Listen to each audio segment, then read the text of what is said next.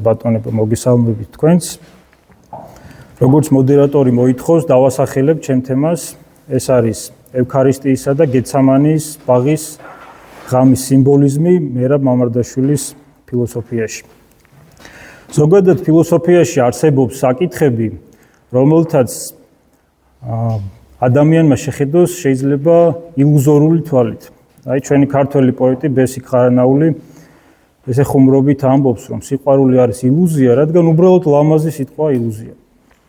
აი ფილოსოფიური იდეები ხშირად ისეთი ლამაზია, მეტადრე ისეთი ადამიანისათვის და მისი ცნობიერებისთვის, რომელსაც ინტელექტუალური საკითხები აინტერესებს, რომ შესაძლოა იგი ჩავარდეს საცდურში, რომელსაც ქვია ილუზია. აი ჩვენ პიროვნებას უწოდებთ თუ არა ქრისტიან ფილოსოფოსს, ეს არის ურთულესი საკითხი. იმიტომ რომ თავად ქრისტიანობაა ურთულესი და არც ფილოსოფია, თუნდაც საუნივერსიტეტო ან სეკულარული გაგებით არ ჩამოუვარდება ამ სირთულით ქრისტიანობას.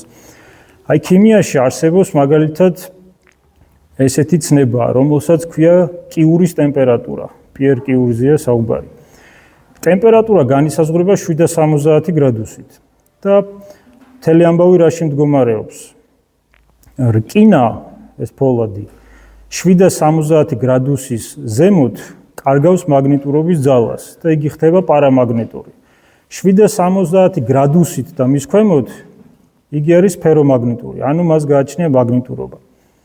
აი ასევე არსებობს ინტელექტუალურ სივრცეში ასეთი ტიპის ზღვრები, რის შემდეგ შეიძლება ფილოსოფოსი დასახელდეს ქრისტიან ფილოსოფოსად და რის ქვემოთ შეიძლება არ დასახელდეს ფილოსოფოსი ქრისტიანულ ფილოსოფოსად. ინტელექტუალურ სფეროში არსებობს თემატიკები და დღეს დიდი ინტერესის საგანს წარმოადგენდა ქრისტიანული თემატიკა. ეს ბლოკიც ამავე სათაურის არის. აი ქრისტიანი ფილოსოფოსისაგან ფილოსოფოსი ჩვეულებრივი განსხვავდება სამსჯელო თემატიკით, მაგრამ ქრისტიანობასაც და ფილოსოფიასაც აქვს საერთო სამსჯელო თემატიკები. პირველ რიგში ეს ადამიანურია, ეს ანთროპოლოგიურია. ადამიანის მიმართება საკუთარ თავთან, მიმართება სხვა ადამიანებთან, ესე იგი გარე სამყაროსთან და მიმართება სამყაროს საწყისთან, ღმერთთან. მაგრამ არსებობს ასევე ქრისტიანული თემატიკები. მაგალითისთვის ახლა შეიძლება ბევრს არ ესიამოვნოს ეს ჩემი ნათქვამი.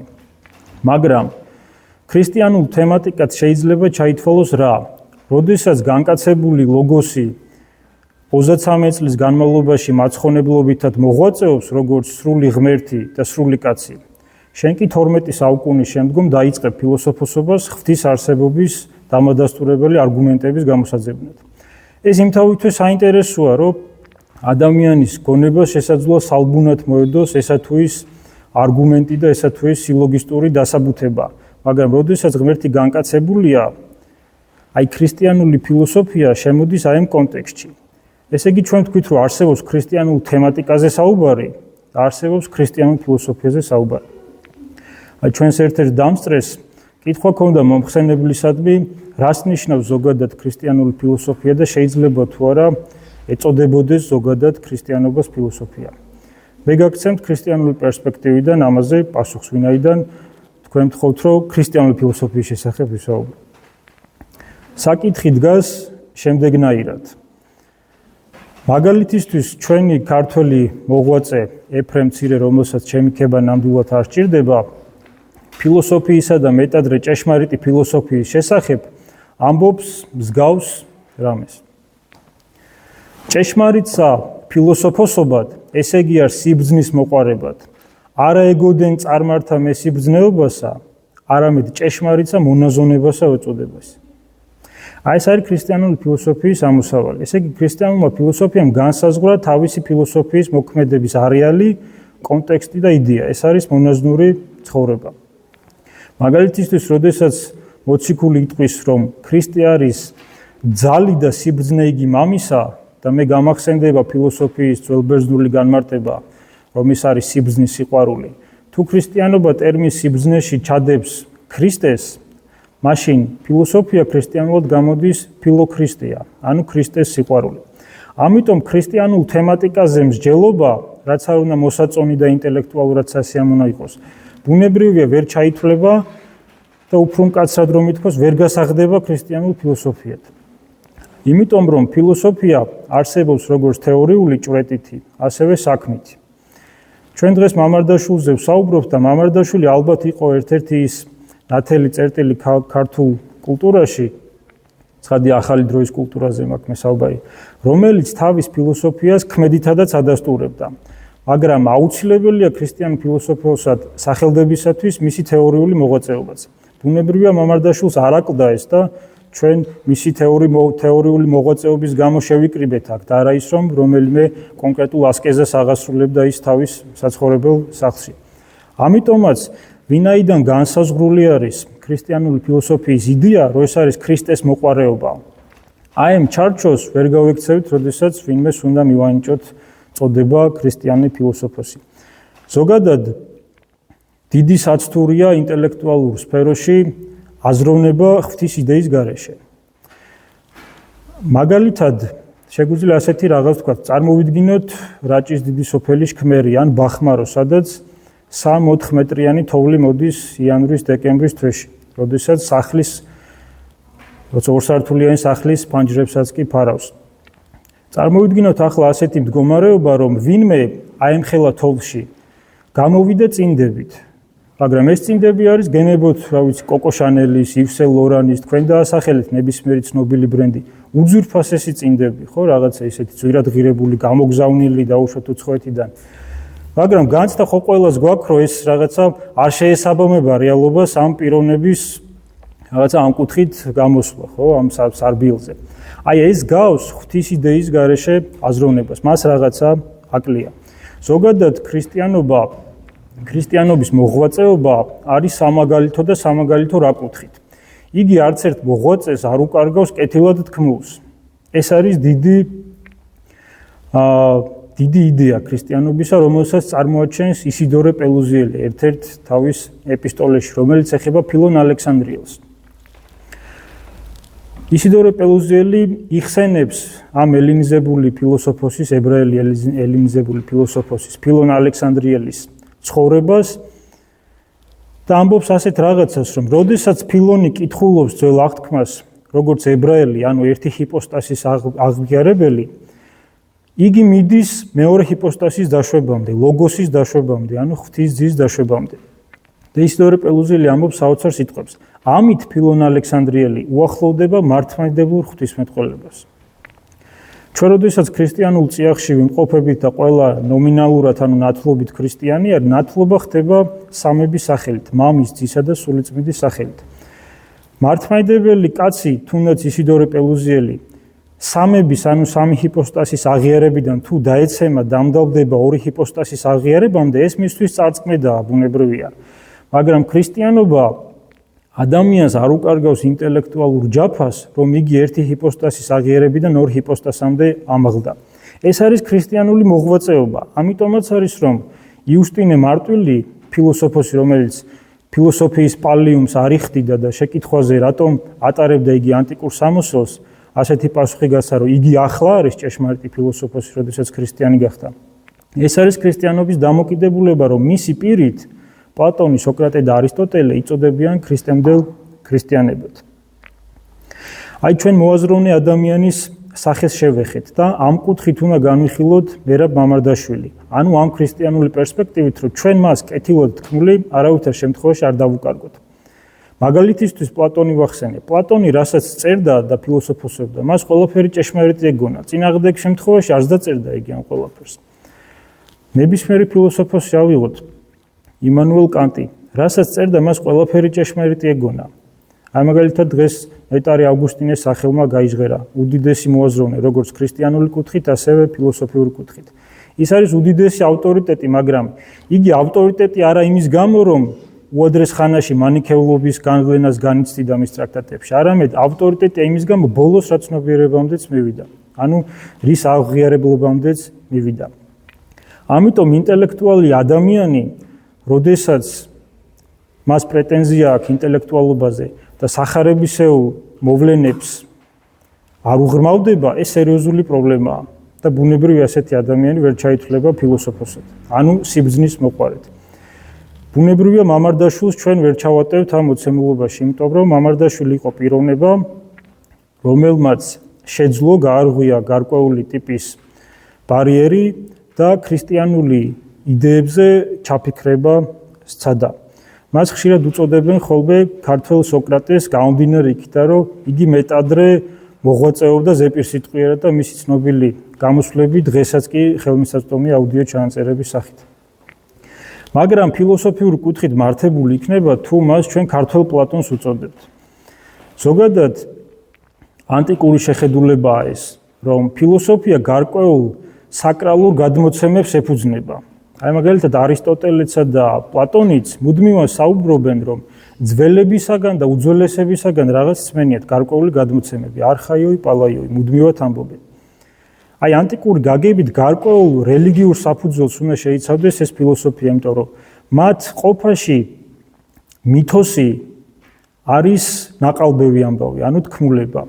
მაგრამ აი პლატონს შემოაქვს ლოგოსის ცნება, როგორც ჭეშმარიტი ამბისა და მაგალითად დიალოგ გორგიაში ასეთი მომენტიც არის, რომ იგი მოსაუბრე კალიკლეს ასეთ რაღაცას საუბნება, რომ მე შენ გადმოგცემ მითოს და შენ ამას გამოგონილ ამბად ჩათვლი, მაგრამ მე მას მოგიყვები როგორც ლოგოს და მიიღე როგორც ჭეშმარიტი ამბავი. აი მაგალითად პლატონს ერთ-ერთ დიალოგში თეეტეტოსი ასეთი რაღაცაც კი აქვს ძველ გადმოცემაზე ნათქვამი, რომ ჩვენ ძველებისაგან გვსმენია, რომ უწინ ადამიანები არა ერთურთან ურთიერთობის, არამედ მიწისაგან იბადებოდნენ. ცხადია, როდესაც ქრისტიანული გონება ამას წაიკითხავს, მას ეგრევე ამოუტივტივდება სახარებისეული და ძველათქმისეული პასაჟი, რაზე შეიძლება იყოს ეს მინიშნება. აი ასეთი ტიპის მითოსა და ლოგოს მითოლოგუმენი ეწოდება ამას. იყენებს მამარდაშვილიც და ამ ჩემი მოხსენების ფარგლებში შევეცდები წარმოვადგინოთ ეს ორი მითოლოგუმენი ფილოსოფიური კუთხით, მაგრამ ქრისტიანული კუთხით ქრისტიანობისა და განკაცებული ქრისტეს მოღვაწეობის სამსახველი მოვლენები. ეს არის ევქარისტია და ეს არის გეცამანის ბაღი. აი ზოგადად მამარდაშვილის ფილოსოფია ჩვენ თუ გვინდა გავიგოთ სწორედ, უნდა ჩავუღრმავდეთ მის საფუძვლებს. იგი საიდან ამოდის, რა არის მისთვის განსაზღვრელი. აი აკადემიკოსი ლოსევი ამბობს საოცარ ფრაზას, რომ პლატონიზმს ეხება ეს ფრაზა, რომ არ შეიძლება პლატონიზმზე და ანტიკურობაზე მსჯელობა ისე, რომ მასში არ დარჩეს საკუთრივ ანტიკური და წარმართული. ამიტომ იგივე შეიძლება მიუსადაგოთ ნებისმიერ მოღვაწეს. არ შეიძლება მამარდაშვილზე ისე საუბარი, რომ მასში არ დარჩეს საკუთრივ მამარდაშვილისეული. აი ეს არის უმნიშვნელოვანესი მომენტი, რასაც თუ ჩვენ ჩავეჭიდებით, შემდგომ სწორად გავიგებთ მამარდაშვილის ფილოსოფიას. მამარდაშვილს სჯეროდა, რომ ცნობიერების მდგომარეობების გამეორებები შესაძლებელია. აი მე მინდა გაგახსენოთ ლიტერატური და ვინაიდან კონფერენციის ქუდიც ამას გვამცნობს, ერთი ესეთი შესანიშნავი მოთხრობა არგენტინელი მწერლისა ხორხე ლუის ბორხესისა. მოთხრობას ჰქვია სახელწოდება ასეთი: პიერ მენარი დონ კიხოტის ავტორი. ყველა მიცის და დამსწრე საზოგადოებას დამეთანხმება, რომ დონ კიხოტის ავტორი არის მიგელ დე სერვანტეს საავედრა. მაგრამ ბორხესი წერს მოთხრობას, რომ დონ კიხოტის ავტორი არის პიერ მენარი. მოქმედება ასე ვითარდება. პიერ მენარი უკავშირდება ხორხე ლუის ბორხეს და ამცნობს თავის განაზრახს, რომ მან მე-20 საუკუნეში უნდა დაწეროს დონ კიხოტი. მაგრამ მას ერთ-ერთი ტრანსკრიფცია კი არ სურს გადაწერა, არამედ სურს დაწეროს დონ კიხოტი, ანუ ავთენტური დონ კიხოტი. და ამისთვის ბორხესი ამბობს, რომ მენარმა გადაწყვიტა, რათა თავისი ჩანაფიქრი აღსრულებაში მოიყვანა, ამოიგდო გონებიდან წინა 3 საუკუნის ევროპის ისტორია.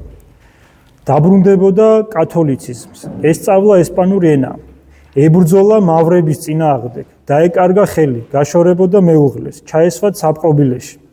და ბუნებრივია ეს მოთხრობა, მენარი ამ ყველაფერს გააკეთებს და შემდგომ ბორხეს მოყავს ციტატები მენარის დონ კიხოტიდან და მიგელ დე სერვანტესის დონ კიხოტიდან და ესენი იგივეობრივია. ანუ რას ამბობს აქ ბორხესი, რომ ცნობიერების მდგომარეობის გამეორება არის შესაძლებელი, რაზეც საუბრობს მამარდაშვილი და მამარდაშვილს აქვს ერთი ესეთი ფრაზა, ბატონი იური სენაგოსოვი იხსენებს ერთ-ერთ ინტერვიუში, რომ მამარდაშვილს ერთხელ წამოუყვირია, რომ ყველაფერი ეს მე ვარ და არ მივცემ უფლებას რომელიმე მეფესა და ქურუმს ეს ჩემს ნაცვლად განიცადოს.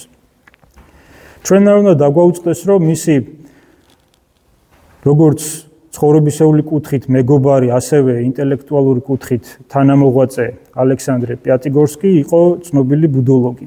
შეუძლებელი ადამიანთან ჰქონდეს ამ კუთხის მეგობრობა და გარკვეულ მის იდეებს არიზიარებდა.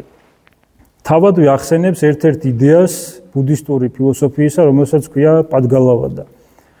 ასევე არის ესეთი ფრაზა, რომელიც მე მოგახსენეთ, რომ ყველაფერი ეს მე ვარ. ინდურ ფილოსოფიაში არსებობს ესეთი ფრაზა ტატ ტუამ მასი, რაც ნიშნავს, რომ მე ტოლია სამყაროსი. აი თუ ჩვენ ამას შევხედავთ აი ამ ფილოსოფიური კოსმოპოლიტიზმის ჭრილში, მაშინ ჩვენ გაგვახსენდება მამარდაშვილის ავტობიოგრაფიული სიტყვები, რომ მან ფილოსოფიისაკენ ნაბიჯების გადადგმა დაიწყო მაშინ, როდესაც სურდა ყოფილიყო მსოფლიო მოქალაქე. ეს ბუნებრივია მამარდაშვილის ფილოსოფიაში პატრიოტიზმს არ უშლის. ხელს პირიქით ახერხებს იმას, რომ მამარდაშვილის ფილოსოფიაში შექმნას ის მითოლოგუმენი ხაზი, რომელიც მამარდაშვილს მიცემს საშუალებას გარკვეული ქრისტიანული იდეები გამოიყენოს თავისი ფილოსოფიის გადმოსაცემად.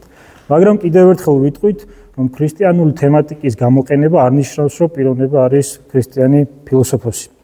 მაგალითად, მამარდაშვილს ერთ-ერთ ცნობილ გამოსვლაში, რომელიც სახელმწიფო წყობას ეხება, აქვს შესანიშნავი ფრაზა და საინტერესო, რომ ჭეშმარიტების კანონი არის ფსიქიკის კანონი.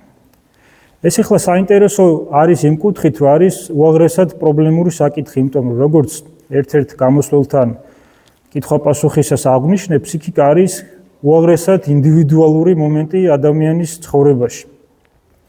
არსებობს ქრისტიანული გნოსეოლოგია და ქრისტიანული გნოსეოლოგიის უდიდესი წარმომადგენელი არის წმინდა ბერი ისააკ ასური, რომელიც ამბობს ასეთ ფრაზას, რომ როგორიც არის ადამიანის შემეცნების ორგანოები, ისეთივეა მისი შემეცნებაც.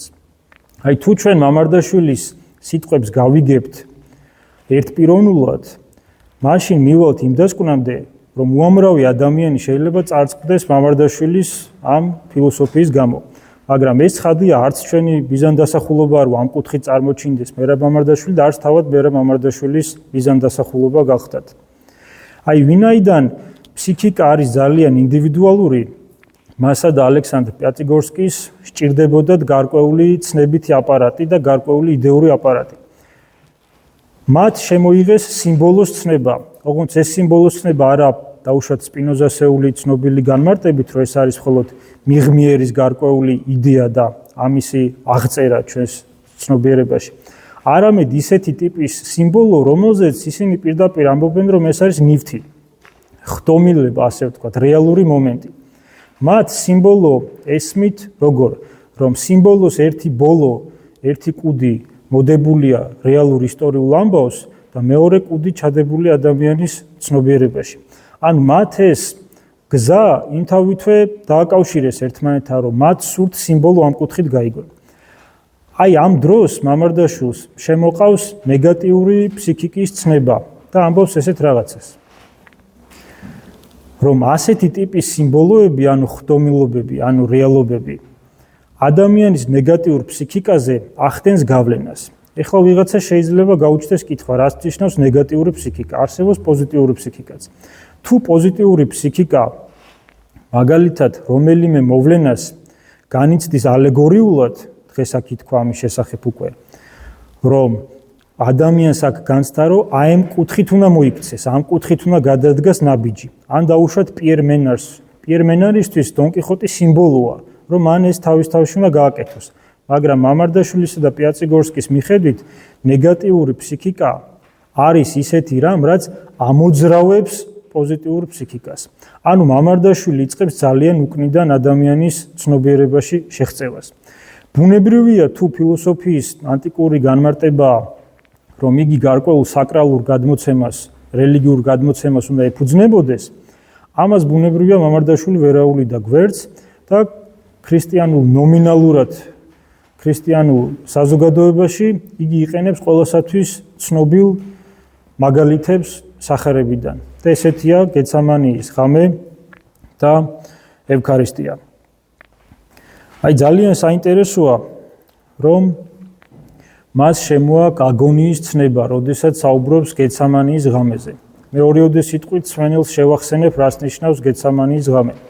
ეს არის ცნობილი ამბავი სახერებიდან, როდესაც 60 ქულს პეტრეს, იაკობსა და ივანეს მაცხოვარი აიყვანს თაბორის მთაზე და მათ ღვთაებრივი ნათლით წარმოუდგება წინ. ისეთი ნათლით, რომლის გამცდელობის შემდგომადაც პეტრე მოციქული მაცხოვარს მიმართავს, რომ უფალო კეთილვარს ჩვენ და აქ აყოფაი და ვქმნეთ სამ ტალავარ, ერთი შენ და ერთი მოსესა და ერთი ელიასა. მაცხოვარი მოსე და ელიასთან ერთად წარდგა მოციქულების წინაშე. აი მოვლენების შემდგომ მაცხოვარმა იცის რა წინასწარ იუდა ისკარიოტელის განაზრახი, მიდის გეცამანის ბაღში სალოცველად და მოციქულებს, რომლებმაც ცოტა ხნის წინ ღვთაებრივი ნათელი განიცადეს, ერთადერთ კურთხევას აძლევს, რომ დაადგერით აქა და იფხიზლეთ. ანუ არ ჩაგეძინოთ. მამარდაშვილს ძალიან მოწონს ეს მომენტი.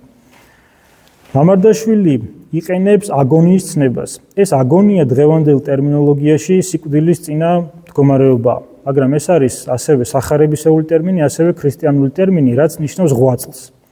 ეს არ არის აუცილებელი, რომ იყოს სიკვდილის წინა მდგომარეობა და ფორიაკი. ეს არის ღვაწლი და მოციქული ლუკაც გვიდასტურებს, რომ მაცხოვარს ოფლის წვეთები როგორც სისხლი მოსდიოდა და მიწას ეცემოდა. მამარდაშვილისთვის ეს არის საინტერესო მომენტი და მინდა რომ საზოგადოებამ ყურადღება მიაქციოს, რომ მამარდაშვილი იყენებს ამ მაგალითს, მაგრამ მას არ აინტერესებს ქრისტე რას ლოცულობს. მას აინტერესებს ქრისტეს კურთხევა მოციქულებისადმი, რომ მოციქულებმა უნდა იფხიზლონ. და მამარდაშვილი ცდილობს აი ამ სიფხიზლეში დაიჭიროს ადამიანის ცნობიერების მომენტი. და ამბობს ესეთ რაღაცას, რომ ქრისტეს იგონებს პასკალის სიტყვებს, სხვათა შორის, რომ ქრისტეს აგონია მარადიულად გრძელდება. ეხლა წარმოვიდგინოთ ჩვენი გონებით, რომ ქრისტე მარადიულად ლოცულობს გეცამანის ბაღში. უკან რო დაუბრუნდეთ მოვლენებით, ეს იმავდროულად ხომ ნიშნავს, რომ ქრისტე მარადიულად გასცემს კურთხევას, რომ მოციქულებმა იფხიზლონ. აი ეს არის ძალიან მთავარი და საკვანძო მომენტი მამარდაშვილის ფილოსოფიაში და ამბობს ასეთ რაღაცას, რომ თუ მოციქულები არ აღდგებიან, მაშინ მათ მარადიულად ეძინებათ. მაგრამ მას არ შემოაქვს ქრისტეს მაცხონებლობითი განაზრახის ცნება. შესაბამისად ეს გვაფიქრებინებს ჩვენ, რომ მამარდაშვილს არა კონკრეტული ქრისტიანული იდეა აინტერესებს, არამედ აინტერესებს ქრისტიანული თემატიკა, რითიც საზოგადოებისთვის ამ ცნობილი ამბავით ცხადი გახდება, რა ტიპის ძვრა შეიძლება განხორციელდეს მის ცნობიერებაში. მეორე ასეთი მაგალითი მამარდაშვილს მოყავს ევქარისტიაზე, როდესაც საუბრობს ასეთი იდეით და ადარებს ქართულ სუფრას ევქარისტიას. ის ამბობს ასეთ რაღაცას, რომ ეს არის უძველესი ძალა. აი გაიხსენეთ რამდენიმე წუთის წინ თქმული, რომ პლატონი და არისტოტელე, როდესაც მათ სურთ, რომ ძველ ტრადიციას გაუსვან ხაზი და მიგვანიშნონ მათი ფილოსოფია რას ეფუძნება, ამბობენ, რომ ძველებისაგან და უძველესებისაგან სმენია. მამარდაშვილიც დავარქვით კი აქ იმას, არა ქართველი სოკრატე, არამედ ქართველი პლატონი, იყენებს ამ გარკვეულ მითოს და ამბობს, რომ ეს არის უძველესი რამ და აგრძელებს შემდგომ. და ამ სუფრისას ვიღებთ სისხლსა და ხორცს ჩვენი მეხსიერებისა. აი ეს მეხსიერების პრობლემა ზოგადად ძალიან რთულია ფილოსოფიაში. აი თუ ჩვენ გეცამანის ბაღისა და ევქარისტიის მომენტს დავუკავშირებთ ერთმანეთს, უნდა გავიხსენოთ ქრისტეს ის სიტყვები, რომელიც მამარდაშვილმა არ გაიხსენა გეცამანის ბაღიდან. ქრისტე ლოცულობს მამის წინაშე და მიმართავს, რომ მამაო, უკვე თუ შესაძლებელია, თანა წარვედინ სასუმელი ესე. ხატრულად ამბობს, რომ თუ შესაძლებელია, მას ეს ტვირთი, ეს განსასწრელი, ან მომავალი ჯვარცმის ტვირთი, ანუ ეს სასმისი შესასმელი ასწდეს, მაგრამ შემდგომ აგრძელებს. მაგრამ იყოს არა ნება ჩემი, არამედ ნება შენი. ერთადერთ ლოცვას ასწავლის ქრისტე თავის მოწაფეებს. აბუანდი ბაშმაია, ანუ მამაო ჩვენო. და იქ ჩვენ ვკითხავთ ასეთ ფრაზას, რომ იყავ ნება შენი. ეს არის ქრისტიანული ფილოსოფიის უმთავრესი მომენტი. რასაც მამარდაშვილი უბრალოდ ვერ ჩაეჭიდებოდა, იმიტომ რომ მას აინტერესებს ადამიანის ძილისა და სიფხიზლის ამბავი. მაგრამ ის რომ მამარდაშვილს მიაჩნია, რომ ეს ჩვენი ქრისტიანული იდეოლოგია უნდა გამოვიყენოთ ჩვენი ცნობიერების ჩამოსაყალიბებლად, არის უბრწყინვალესი იდეა. რადგანაც იგი ამბობს, რომ აღდგომა მომავალ ცხოვრებაში კი არ ხდება, ხდება ამ სამყაროში. და ბუნებრივია თუ მოციქულს ზინავს, იგი უნდა აღდგეს, მაგრამ ქრისტიანობა ასწავლის, რომ აღდგომა ხდება ქრისტეს უშუალო თანამონაწილეობით. ამ შესაძლებლის თუ შეუძლებლის გადალახვა ადამიანს არ შეუძლია. ეს ჩვენ გვაახლოვებს ებრაულ ტრადიციასთანაც. მე არ ვიცი მამარდაშვილს ქონდა თუ არა მსგავსი ფიქრები, მაგრამ არსებობს ესეთი ტერმინი, რომელსაც ქვია ოლამი. აი ძველ აღთქმაში ვკითხულობთ ა ブラ ამის შესახებ, რომ დარგო ბერშებაში იალღუნი ა ブラ ამა და ახსენა იქ უფლის საუკუნო ღმერთის სახელი. რაბინულ ტრადიციაში ოლამი ნიშნავს ისეთ ტერმინს, რომელიც ისტორიის საწყისსა და დასასრულს აერთიანებს და აერთიანებს ღმერთში. აი აქ შემოდის ქრისტიანობის განაზრახი, რაც ფაქტობრივად ხუმრობით რო ვთქვათ, მამარდაშვილს დიდი ნიჭიერი პოეტივით მოსდის, რომ თვითონ თავისი წიაღსვლებით გარკვეულ იდეას მიაგნებს, მაგრამ თურმე ვიღაცას უთქვია კიდე. მე ერთი ახალგაზრდა პოეტის სიტყვები მახსენდება, რომ ესე დაიჩივლა ჩემთან, რომ მან დანტემ დაასწრო. ბუნებრივია ღიმილის მომგვრელია, მაგრამ ეს ნიშნავს, რომ მან გაიმეორა გარკვეული ცნობიერების ის ტიპი, რამ მდგომარეობაში დანტე იმყოფებოდა, როდესაც ესა თუ ის ტრიქონი დაწერა. აი ეს ქრისტიანობა, კეთილი კუთხით რო ვთქვათ, დაასწრო მამარდაშვილს და ბუნებრივია დაასწრობდა, მათ შორის 2000 წელია სხვაობა. გრიგოლ ღვთისმეტყველი ამბობს საოცარ ფრაზას ქრისტეს და ადამიანის ურთიერთმიმართების შესახებ. ვიქმნეთ ვითარცა ქრისტე, რამე თუ ქრისტეცა იქმნა ვითარცა ჩვენ. ვიქმნესთ მისთვის ღმერთ, რამე თუ იგიცა იქმნა ჩვენთვის კაცს. აი თუ მხატვრულ ლიტერატურას გავყვებით, დიდი ლიბანელი მწერალი ჯიბრან ხალილ ჯიბრანი, როდესაც წერს საოცარ ტრაქტატს იესო ძეკაცისა, პირველ პირში ამეტყველებს ქრისტესა და სვიმონ კვირინელს, რომელმაც გოლგოთაზე ქრისტეს გაუადვილა ჯვრის აზიდვა.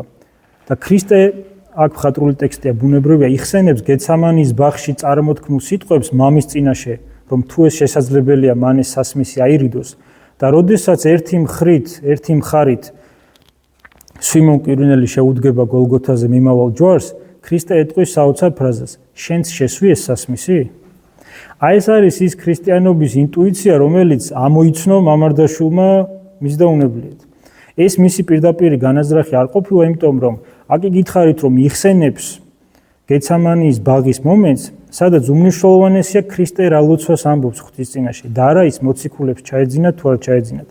ესეც ცხადია, მნიშვნელოვანია ინტელექტუალთათვის, მაგრამ ქრისტიანული ფილოსოფიის იდეა ყალიბდება აქ.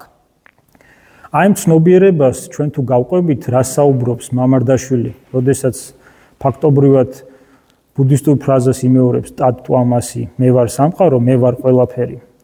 ჩვენ მივალთ ცნობილ ხუმრობამდე დანიილ ხარმსისა, რომელიც წერს ფაქტობრივად ხუმრობასა და ანეკდოტს ფიოდორ დოსტოევსკის შესახებ. მოგეხსენებათ, დოსტოევსკი არის ცნობილი მცირე რომანის ავტორი, რომელსაც ქვია ორეული. ხარმსი ესეთ რამეს ამბობს, რომ დოსტოევსკი ერთხელაც მივიდა თავისი პეტერბურგის ბინაში და დაინახა, რომ მეორე სართულიდან თავად დოსტოევსკი უყურებდა მას. ეს არის ის მომენტი, რომელსაც მამარდაშვილი გაუცნობიერებლად გადმოგცემს ჩვენ. იმიტომ რომ მისთვის ასეთი ტიპის სიმბოლოები, რაც მოგახსენეთ, არის საშუალება, რომ მე წარსული გავიაზრო აწყოთ. მამარდაშვილისათვის არსებობს ასეთი ტერმინი დინამიკური მარადისობა. რაც ნიშნავს, რომ გარკვეული საკითხი კი მოხდა ისტორიაში, მაგრამ ვინაიდან მე ახლა ვარ ცოცხალი, მაშინ ის საკითხი არასოდეს არ დასრულებულა ჩემთვის და სანამ მე ჩემს ცნობიერებაში ამის რეალიზებას არ მოვახდენ, მანამდე მე ვერ შემეძლება საკუთარ თავს ვუწოდო ადამიანი და როგორც მისი ტერმინია, ვერ შემეძლება მანამდე ჩემს საკუთარ თავთან ყოფნა. მე ჩემ მოხსენებას დავასრულებ საოცარი სიტყვებით, რაც თავად მამარდაშვილს აამეტყველებს საკუთარი ფილოსოფიისა და საკუთარი ცნობიერების შესახებ, რომელსაც ყვავადე მის მეგობარი და კალმის მეგობარი ალექსანდრ პიატიგორსკი იხსენებს, რომ ერთ-ერთი პიროვნების შესახებ ალექსანდრ პიატიგორსკის ხუმრობით უთქვავს მერაბისათვის, რომ მას ხელს არასოდეს არ ჩამოართმევს. მამარდაშვილმა კი მიუგო და როგორც პიატიგორსკი ამბობს, ღმერთოჩებო, ის ხომ 30 წლისაც არ იყო და ამბობს, როგორ შემიძლია მე იმ ადამიანს ხელი არ ჩამოვართვა, თუ ის ადამიანი მე ვარ. დიდი მადლობა.